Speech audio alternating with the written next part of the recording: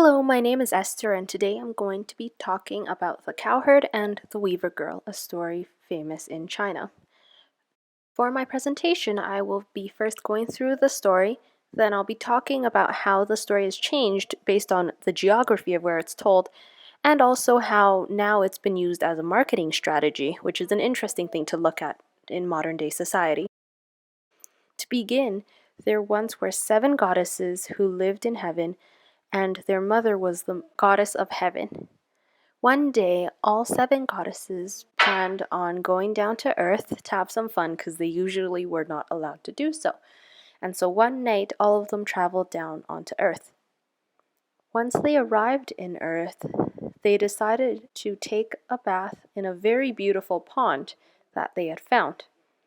While the girls were screaming and enjoying themselves, they didn't know that there was actually someone living nearby.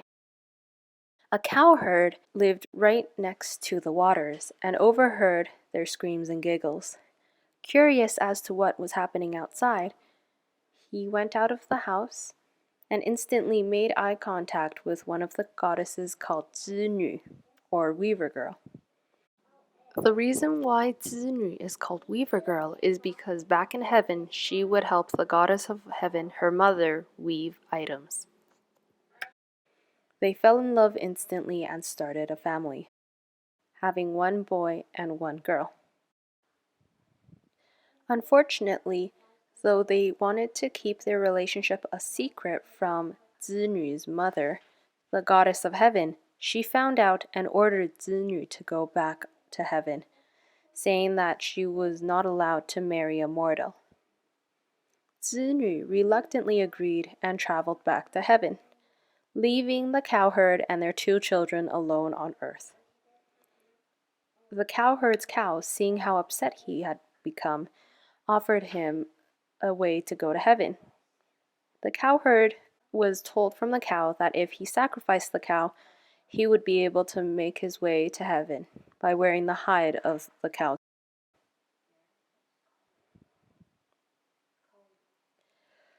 After the cow was sacrificed, the cowherd traveled all the way to heaven, carrying their 2 children on his back. The significance of the cow sacrificing himself shows how important agriculture was in ancient China. Once he made it to heaven, though, there was still the obstacle of the goddess of heaven preventing the cowherd and Zinu from being together and happy. The goddess of heaven, seeing that the cowherd was so persistent, decided to do something that would separate them for almost every single day of the year by creating the Milky Way between the 2 of them, making it impassable for them.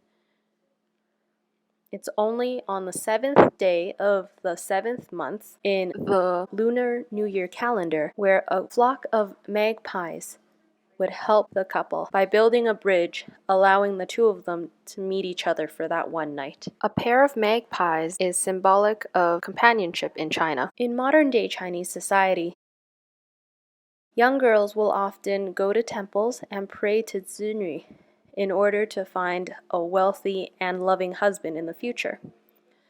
People will also look up into the sky to see 2 stars, as well as the Milky Way, symbolizing that the 2 lovers are able to be reunited again.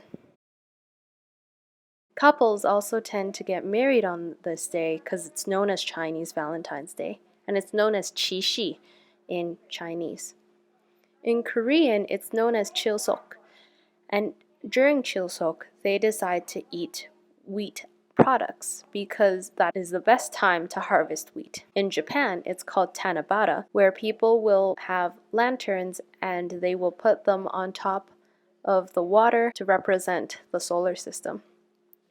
An interesting thing that's happened, however, is that since it's known as Chinese Valentine's, in China now you'll notice a ton of people using this as a marketing strategy. Bags, flowers, even cars are often exchanged for modern-day couples, which Brown states is the prime example of a market economy in a communist country. Thank you for listening to my presentation and have a great summer.